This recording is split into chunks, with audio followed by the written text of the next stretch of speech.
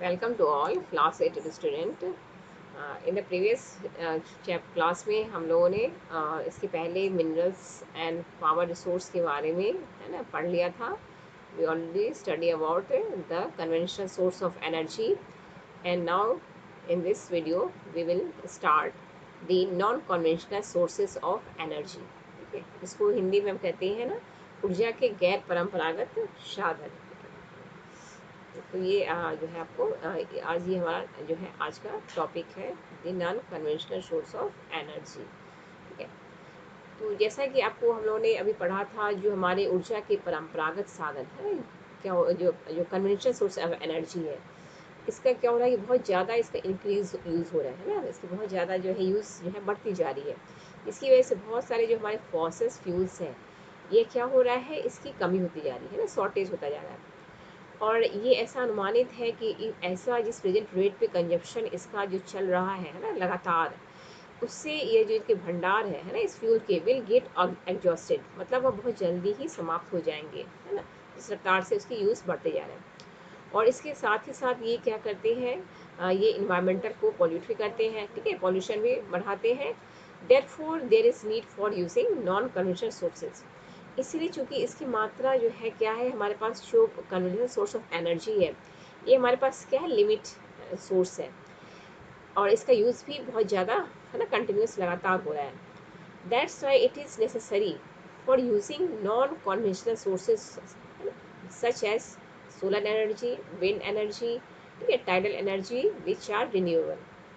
तो इस आधार पे जैसे खत्म होने के बाद, according to the basis of exhausted the resources, the power resources are two types. इसको आप याद रखेंगे है ना, एग्जॉस्टेड के आधार पे. जब कोई खनिज जो समाप्त होने के आधार पे, इसको हम ऐसे देखें, समाप्त होने के आधार पे ऊर्जा को दो भाग में बांटा गया है. एक वो आप याद रखेंगे, हिंदी में मैं बता दूँ थोड़ा सा, है ना, परंपरागत साधन. क्या बोलते हैं, परंपरागत, जिसको इंग्लिश में कहते हैं कन्वेंशन. और दूसरा होता है गैर परंपरागत, जिसको इंग्लिश में कहते हैं नॉन कन्वेंशनल. ये है आपका कॉन्वेंशनल. तो क्या होता है, जो परंपरागत साधन जो होते हैं ना, जो कन्वेंशनल होते हैं, they are what is non renewable. क्या होते हैं इसको ये आप याद रखना है कि मैं जो बता रही हूँ, this is are non renewable. और जो नॉन कन्वेंशनल होते हैं, दे आर रिन्यूएबल. तो इसको थोड़ा सा जो डिफरेंस है, आपको इसमें कन्फ्यूजन नहीं होंगे. नॉन रिन्यूएबल मतलब ये क्या है, अनवीकरणीय संसाधन, अनवीकरणीय. और ये जो क्या होते हैं, नवीकरणीय संसाधन. ठीक है, तो कुछ हिंदी टर्म्स है, इसको बता दे रही हूँ. तो इसको ऐसे क्वेश्चंस आ जाते हैं ना कि कौन से ऊर्जा के साधन नवीकरणीय है और कौन से अनवीकरणीय है, जिसको हिंदी में हम रिन्यूअल एंड इंग्लिश में नॉन रिन्यूअल कहते हैं. तो जो हमारे नॉन कन्वेंशनल सोर्स है ना, जो ऊर्जा के गैर परंपरागत, जिसको हम जो है ये क्या कहलाते हैं, दे आर रिन्यूअल. मतलब ये क्या है, रिन्यू हो सकते हैं, मतलब इसकी मात्रा जो है वह जल्दी खत्म नहीं हो सकती है, ये फिर से पुनः प्राप्ति है ना इसकी हो जाती है, क्योंकि इतना भंडार है इसका ज़्यादा नेचर में. तो दैट इज़ है ना सोलर एनर्जी. और जो है ये आपको जो है, देखो चलो इसको इरेज कर लेते हैं पहले. तो ये हमारा क्या है, रिन्यूअल है. और नॉन रिन्यूअल, इसको इस टर्म्स को आप लोग थोड़ा सा समझेंगे ना. जो हमारे जो साधन है ऊर्जा के गैर परंपरागत साधन, ये दो प्रकार के होते हैं, है ना. एक होता है नवीकरणीय और एक होता है अनवीकरणीय. ठीक है, renewal and non renewal, these are the two main sources. तो अब ये जो है चार प्रकार है जो नॉन कन्वेंशनल सोर्स का, इसको हम लोग एक एक करके है ना, one by one we have to read about that. तो first is that is solar energy, है ना. कौन सा है हमारा, सोलर एनर्जी. तो सोलर एनर्जी, इसको हिंदी में क्या कहते हैं, सौर ऊर्जा. ठीक है, सौर ऊर्जा कहा जाता है. तो सोलर एनर्जी को जो है कैसे प्रोड्यूस करते हैं, तो इसमें क्या होता है ना, इसमें सन के हीट को, जैसे आप लोग सब जानते हैं ना, सो हम सन के हीट को और लाइट एनर्जी को हम लोग ना एवरीडे वी कैन फील, हम डेली महसूस करते हैं. जब सनराइज होता है तो we can feel the sun heat and light. तो क्या होता है, जो सन से हीट और लाइट जो निकलता है, लाइट एनर्जी, इसको क्या किया जाता है, ट्रैप किया जाता है. ट्रैप कहाँ से किया जाता है, सन से. और इसको ट्रैप करके it can be used in solar cells to produce electricity. और इस सोलर एनर्जी को हम ट्रैप करते हैं सन से, और इसको यूज़ करते हैं सोलर सेल्स में. और इससे क्या प्रोड्यूस होती है, इलेक्ट्रिसिटी प्रोड्यूस होती है. तो इसके लिए क्या होता है, मेनी ऑफ दिस सेल, और उसके लिए क्या किया जाता है, बहुत सारे सेल्स जो होते हैं ना सोलर सेल, इसको ज्वाइन करके सोलर पैनल्स बनाई जाती है, और तब उससे जो है इलेक्ट्रिसिटी जनरेट होती है। इसको हम आगे देखेंगे। इसमें कुछ जो है आपके एनर्जी के बारे में दिए, इसको बाद में बताएंगे आपको इस चार्ट को, ठीक है, जिसको आपको पढ़ लेंगे क्या एडवांटेज एंड डिसएडवांटेजेस है। तो क्या होता है कि जो सोलर एनर्जी होता है ना, इसको जनरेट करके जो पावर जनरेट होता है उससे हीटिंग एंड लाइटनिंग जो है इसका परवश की पूर्ति की जाती है। तो इसमें टेक्नोलॉजी कौन सा यूज होता है, तो टेक्नोलॉजी क्या करते हैं, इसको जो सोलर पैनल में जो बहुत आप देख रहे हैं ये बहुत सारे सोलर सेल्स है, और सोलर सेल को सबको ज्वाइन कर दिया गया है ना, you can see this picture. इसमें बहुत सारे मेनी सोलर सेल्स है, सबको ज्वाइन कर दिया गया है, इसको क्या बनाया गया है, solar panel. This is called solar panel. ये क्या हमारा सोलर पैनल है, ठीक है। और इस सोलर पैनल को क्या किया जाता है, इसी से जो है इसमें जो है सोलर जो है हीट जनरेट होता है, और इसका जो इलेक्ट्रिसिटी प्रोड्यूस होती है, और इसका इस्तेमाल जो है बहुत ज़्यादा हीटिंग और लाइटिंग पर्पज़ के लिए की जाती है। तो इसमें क्या होता है कि इस टेक्नोलॉजी का इस्तेमाल कहाँ कहाँ यूज़ होता है, किन देशों में यूज़ होता है। तो स्वाभाविक है कि इसमें क्या होता है, सोलर एनर्जी में हमें सनलाइट चाहिए, सन की हीट चाहिए। तो वैसे कंट्रीज जहाँ पर बहुत ज़्यादा क्या होता है, abundant sunshine, which countries this tropical countries जो होती हैं, ठीक है, वहाँ पे उनको क्या होता है, सबसे ज़्यादा जो है सनसाइन जो है वहाँ पर पहुँचता है, इसलिए जो है उस देश में सबसे ज़्यादा जो है वह इसका इस्तेमाल किया जाता है। जैसे इसको हम लोग आपको ये समझेंगे कि कैसे होता है, किन देशों में होता है। तो थोड़ा सा मैं आपको इसको ड्रॉ करके बताती हूँ, तो यू कैन भी अच्छे से आपको समझ में आएगा। देखो जैसे कि हमारा जैसे आपने पढ़ा होगा ना 7th क्लास में, कौन से ट्रॉपिकल कंट्रीज होते हैं। अभी हम बात कर रहे हैं किसकी, ट्रॉपिकल कंट्री की। तो ट्रॉपिकल कंट्रीज कहाँ होते हैं, ट्रॉपिकल कंट्रीज जैसे ये हमारा इक्वेटर है, ठीक है, 0 डिग्री, इधर आपका जो है ट्रॉपिक ऑफ कैंसर है, and here tropic of Capricorn. All of you remember that I think north है, and here 23 degree half that is south. तो और यहाँ पे क्या होता है, सनलाइट होता है। तो सनलाइट बिल्कुल क्या होता है, डायरेक्ट पड़ता है इस एरियाज में। तो and this regions are called tropical country ना रीजन। तो इसी एरिया में चूंकि सनलाइट यहाँ पर डायरेक्ट पड़ता है, दैट्स वाई इस क्षेत्र में सबसे ज़्यादा जो होते हैं ना सोलर एनर्जी का इस्तेमाल होता है, ठीक है। और बाकी ऊपर में इतनी ज़्यादा जो है वो सनलाइट नहीं पहुँच पाती है, और इस एरिया में सबसे ज़्यादा सोलर एनर्जी पहुँचता है, that's why it is very useful for solar energy. Okay, तो इसको आप लोग है ना अच्छे से समझ गए होंगे कि सोलर एनर्जी का इस्तेमाल किन देशों में होता है। तो उस कटिबंधीय देशों में जहाँ पर सबसे ज़्यादा जो है सनलाइट पहुँचता है, ठीक है। ये गर्म देश होते हैं ना, जो अफ्रीका के देश और जो उस कटिबंधीय देश होते हैं ना वहाँ पर सबसे ज़्यादा जो है इस्तेमाल किए जाते हैं। तो अब ये जो सोलर एनर्जी है इसका जो है यूज क्या क्या किन कामों में होता है। तो इससे क्या होता है, सोलर हीटर बनाए जाते हैं, हाँ, और जो है सोलर हीटर्स, सोलर कुकर्स है ना, सोलर ड्रायर्स है ना, दिस आर जो यूज्ड इन दिस एनर्जी। और इसके अलावा भी इसका इस्तेमाल कम्युनिटी लाइटिंग के लिए भी होता है ना, मतलब एक कहीं लगा दिया तो उस लाइटिंग का इस्तेमाल बहुत सारे घरों में है ना, लाइट कनेक्शन आ जा सकता है। और साथ ही साथ ट्रैफिक सिग्नल्स में भी आजकल इसका इस्तेमाल होता है। These are the use. Next है हमारा क्या है, विंड एनर्जी, ठीक है। विंड एनर्जी इसको हिंदी में क्या कहते हैं, पवन ऊर्जा, ठीक है। ये है आपका पवन ऊर्जा। तो इसे पवन ऊर्जा विंड, जैसे आपको पता है ना, विंड क्या होता है, wind is also inexhaustible sources of energy. Wind भी ऐसा है हवा क्या कि ये कभी भी समाप्त नहीं होने वाला क्या होता है, साधन होता है। ये हवा और सूर्य क्या है, ये सब ऐसे ही जो नेचुरल है, और नेचर में काफ़ी ये कभी ख़त्म नहीं हो सकते, चाहे जितना भी आप इसको यूज़ करें, ठीक है। तो ऐसे प्राचीन काल से एट अ लॉन्ग टाइम है ना, इस पवन जो है ना विंड मिल का इस्तेमाल जो होता था ना, ग्राइंडिंग ग्रेन को जो है पीसने में, अनाज पीसने में और पानी को ऊपर चढ़ाने में, है ना, सिंस टाइम मेमोरी, मतलब काफ़ी लंबे समय में पहले ये होता था, पवन का जो है विंड मिल बना के। लेकिन in modern times wind mills the high speed, लेकिन आज जो है विंड मिल्स कई अलग तरह के बनाए जाते हैं, ठीक है। और इसमें देखो ये बगल में आपको जो चित्र दिया भी हुआ है ना, ये विंड मिल का जो पिक्चर दिए हुए हैं, ऐसे जो है यह विंड मिल होते हैं, है ना, आप देख सकते हैं। तो इसमें क्या होता है, जब कहीं हवा बहुत तेज चलती है ना, तो क्या होता है, ये जो विंड के जो पंखे होते हैं ना, काफ़ी तेज गति से चलता है। और उसके बाद जो ये नीचे पाइप के सहारे यहाँ पे जनरेटर होता है। तो ये जनरेटर के सहारे क्या होता है, जो विंडमिल जो जनरेटर से कनेक्ट होता है, और जब कोई तेज हवा चलती है तो काफ़ी तेज चलते हैं पंखे इसकी, और उसकी वजह से जो क्या होता है यहाँ पर जनरेटर से जो है वो इलेक्ट्रिसिटी प्रोड्यूस करती है। तो ऐसे करके बहुत सारे विंड फार्म्स होते हैं, और विंड फार्म्स वह होता है जहाँ पर बहुत तरह के जो है लगभग 25 से 30 जो है विंड मिल्स ऐसे बनाए जाते हैं, इस तरह के विंड मिल्स बना दिए जाते हैं, इसको कहते हैं विंड फार्म्स। ठीक है, ये विंड फार्म होता है। और ये ज़्यादातर जो विंड फार्म लगातार में लगे होते हैं इस तरह का। और आपको पता है ज़्यादातर ये विंड मिल्स कहाँ लगाए जाते हैं? In the coastal areas, coastal region and in mountain pass. मतलब जहाँ पे सबसे ज़्यादा जो है कोस्टल रीजन में बहुत तेज़ हवा चलती है ना, जब वहाँ पे बहुत स्ट्रॉन्ग एंड स्टीडी जो चलता है, विंड ब्लो होती है ना, एट दैट टाइम ये बहुत ही ज़्यादा उस एरिया में यूज़फुल होता है। तो आज विंड फार्म्स में सबसे ज़्यादा जो लीडिंग प्रोड्यूसर कंट्रीज़ है, तो इसको याद करना आपको, for Netherlands, Germany, Denmark, UK, USA and Spain are noted for their wind energy production. These are the main countries that you have to remember and note it, where the windmills wind energy produce. अब next है हमारा topic, that is the nuclear power. ठीक है, आणविक ऊर्जा, परमाणु ऊर्जा, जिसको हिंदी में परमाणु ऊर्जा भी कहते हैं। ठीक है, अब ये जो है ये कैसे होता है? तो न्यूक्लियर ऊर्जा जो होता है इसको भी क्या होता है, it is obtained from energy stored in the nuclei of atoms of naturally occurring radio active elements. तो जो न्यूक्लियर पावर होते हैं ना, इससे भी जो क्या होता है एनर्जी प्रोड्यूस होती है।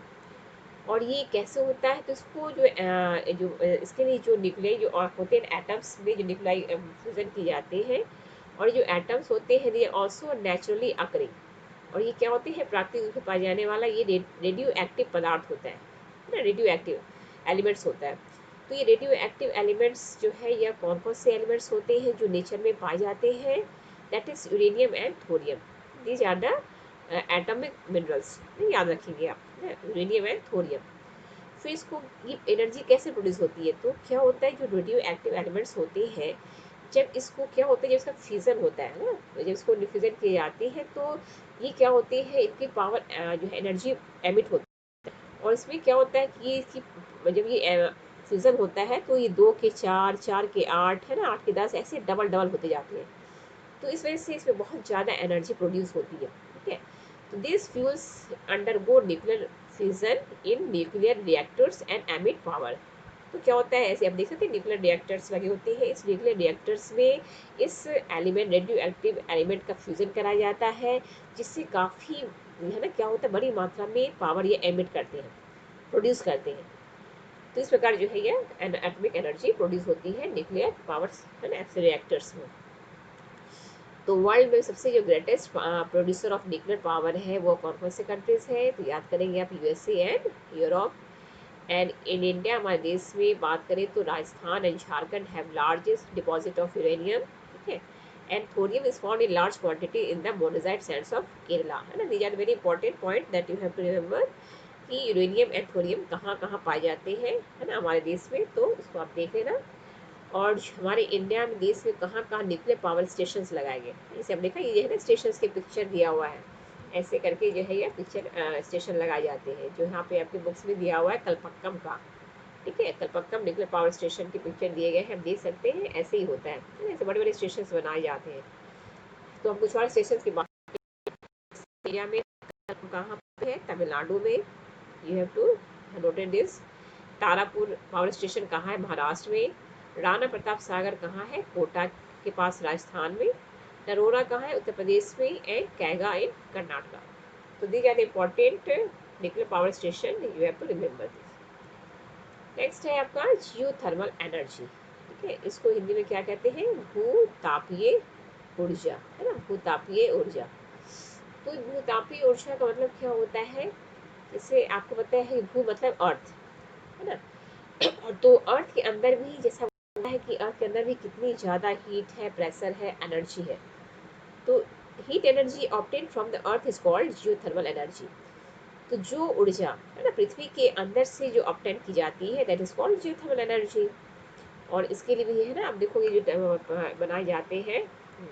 तो यहाँ पे क्या होता है, जैसे the temperature in the interior of the earth rises steadily as we go deeper. जब पृथ्वी की जितना डीपर में आप जाओगे, उतनी ही ज़्यादा टेम्परेचर क्या होता है, अंदर में बढ़ता जाता है ना। और क्या होता है, समटाइम दिस हीट एनर्जी में surface itself in the form of hot springs.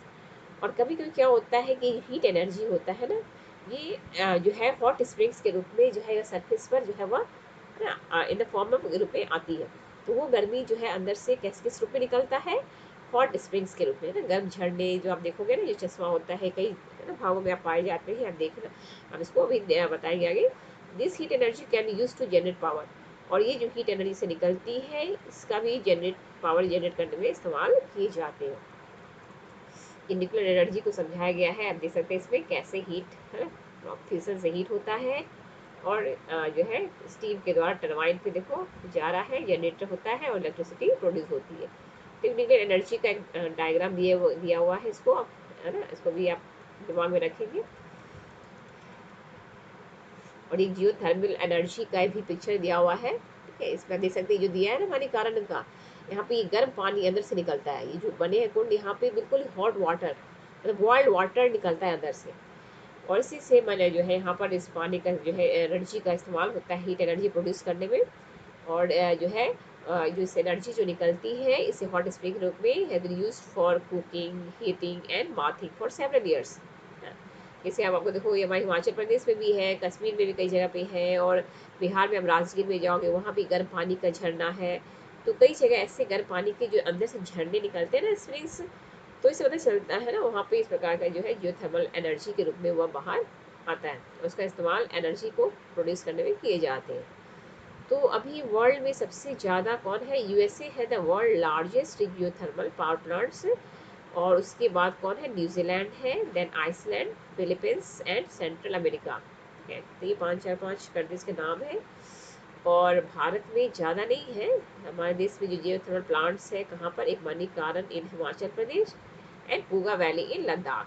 तो 2 प्लेस इंडिया में है, उसको आप याद कर सकते हैं। And this is the picture of geothermal energy को भी देखोगे कैसे है ना, उसको स्टीम को कैसे यूज़ किया जा रहा है, ठीक है। अब देखो ये हमें स्टीम पानी निकलती है ना, उसके बेल के सहारे यहाँ भी प्लांट बनाए गए हैं, और टरबाइन के द्वारा जो यहाँ पे जा रहा है, फिर जनरेटर लगा कर के इलेक्ट्रिसिटी प्रोड्यूस की जाती है। This is the picture of geothermal energy. और आप याद रखिए the first tidal energy station was built in, मतलब टाइडल एनर्जी की पहले बात कर लें, और ऊपर कुछ बॉक्स में है तो उसको भी देख लेंगे, है ना, ऐसा कुछ अगर दिख रहा है हम लोग को, ठीक है। तो जो कुछ भी दिए रह रहा है बॉक्स में बगल में इंफॉर्मेशन, तो we have to see this necessary. अब नेक्स्ट हमारा जो है एनर्जी नॉन कन्वेंशनल का, वो है टाइडल एनर्जी। तो टाइडल एनर्जी को हिंदी में कहते हैं ज्वारीय ऊर्जा, ठीक है। ज्वारीय ऊर्जा, ज्वार आप पढ़ चुके हैं 7th क्लास में, है ना, ज्वार भाटा कैसे आता है, ठीक है, आपको सबको पता भी होगा ना ज्वार भाटा का। तो उसी से जो ज्वार से जो एनर्जी निकलती है, तो energy generated from tides is called tidal energy, ठीक है। जो टाइड से एनर्जी प्रोड्यूस होती है इसको टाइडल एनर्जी कहते हैं। तो tidal energy can be harnessed by building dams at a narrow, तो क्या होता है, कहाँ इसको क्या बनाते हैं, जहाँ पर टाइडल जो है, हाँ, इसके डैम बनाए जाते हैं जहाँ पे टाइडल नैरो होता है ना, अगर आप कभी देखोगे जाके, तो जहाँ पे नैरो ओपनिंग होता है, सी होता है, ठीक है, वहाँ पर डैम्स इस तरह के जो है डैम्स बनाए जाते हैं, और डैम्स बना करके वहाँ पे एनर्जी को है ना हार्नेस की जाती है, इस प्रकार के डैम्स बनाए जाते हैं, और यहाँ पर जो है वह प्लांट लगा के टाइडल एनर्जी प्लांट लगा के प्रोड्यूस की जाती है। तो जैसे आपको पता है कि ये कब होता है, जो रोज जब सन और अर्थ, ठीक है, और मून जब एक सिंह होते हैं, ठीक है, सन अर्थ एंड मून, तो क्या करते हैं दोनों की जो है ना टुगेदर, वो एक साथ बहुत ज़्यादा क्या करते हैं अर्थ पे अपनी फोर्स लगाते हैं ना, ग्रेविटेशनल फोर्स लगाते हैं, जिससे क्या होता है जो अर्थ पे जो सी होता है उसमें बहुत तेज हाई टाइड होता है, और एट दैट जो हाई टाइड के समय ही वो एनर्जी जो है वह प्रोड्यूस की जाती है। यहाँ पे देखो जैसे हाई टाइड आता है ना, तो यहाँ पे हवा टाइड पानी जाता है, वहाँ काफ़ी तेज़ गति से जा रही है, और यहाँ पे जनरेटर लगा हुआ है, टरबाइन है, ठीक है, और आप देखोगे जो है, और यहाँ से भी जब पानी से जो क्या हो जाता है यहाँ पर प्रोड्यूस होती है, फिर यह जो है, तो हाई टाइड के समय अंदर जाता है, फिर क्या हो जाता है लो टाइड हो जाता है, फिर लो टाइड जब हो जाता है तो फिर जैसे हाई टाइड से फिर पानी फेंके जाते हैं, तो लो टाइड से ही जो है वह एनर्जी प्रोड्यूस हो जाती है, ठीक है। तो आप देखेंगे हाई टाइड से तो हवा बहुत तेज पानी का फोर्स जाता है, तो पानी का जब फोर्स जाता है ना तो वो हेल्प करता है इसको ऐसे कर, बट जो प्रोड्यूस होता है ना लो टाइड में, तो आप देखो इसे लो टाइडल एनर्जी इलेक्ट्रिसिटी को आप पॉइंट्स को याद रखेंगे, क्वेश्चन आता है ना कि टाइडल एनर्जी को प्रोड्यूस करने में किस टाइड्स का इस्तेमाल होता है, तो लो टाइडल एनर्जी का। ठीक है, इसको आप रिमेम्बर रखेंगे। तो यहाँ पे आप देखोगे during high tide of the energy of the tides is used to turn the turbine installed in the dam to produce electricity. तो Russia, France and the gulf of Kutch in India have huge tidal mill farms. तो कुछ place है जहाँ पर tidal energy produce होती है वहाँ पे, तो इसको याद कर लेना आप इसको भी। और वर्ल्ड में सबसे पहले जो लगाए गए थे टाइडल फार्म यहाँ पे, आप इसको भी याद कर लेना। The first tidal energy station was built in France. This is important question. सबसे पहले टाइडल एनर्जी प्लांट कहाँ लगाया गया था, तो वो था फ्रांस था। नेक्स्ट है हमारा क्या है, बायोगैस। ठीक है, अब ये जो बायोगैस होता है, अब ये भी जो है क्या होता है, नॉन कन्वेंशनल है।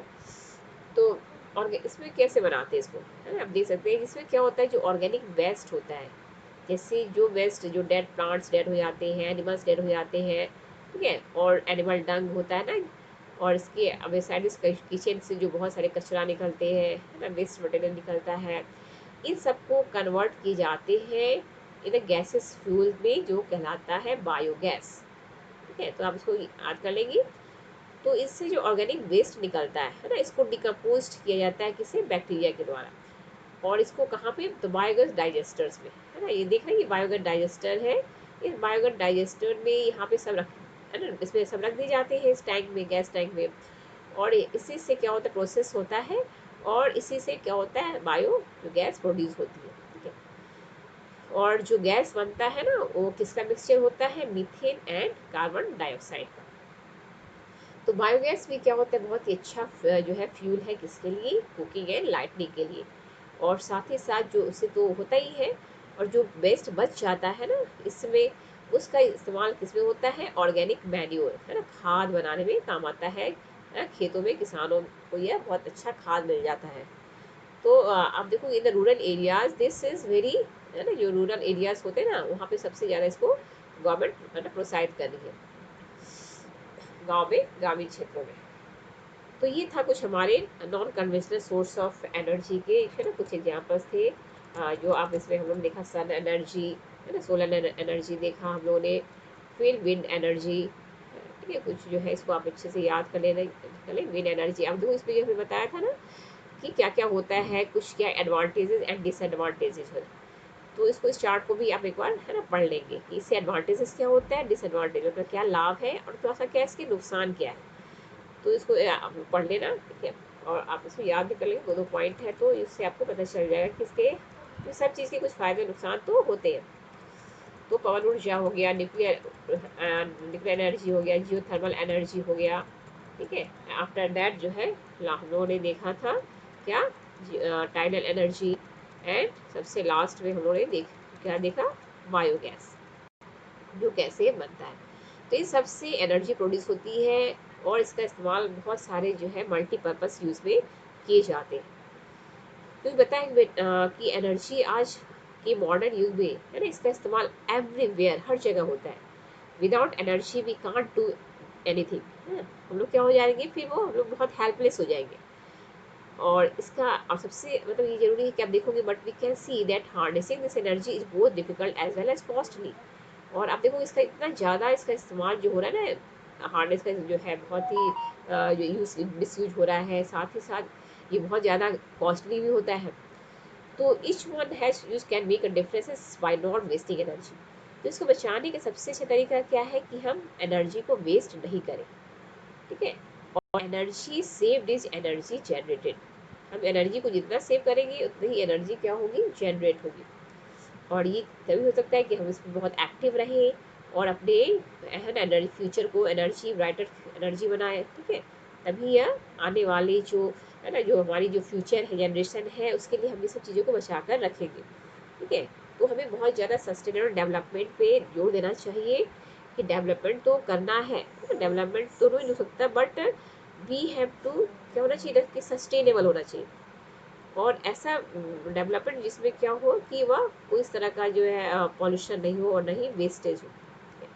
So this is all for your this chapter, minerals and power resources. Okay, student, और इसको आप लोग अच्छे से पढ़ लेंगे, and after that do the all the exercise questions. Okay, thank you.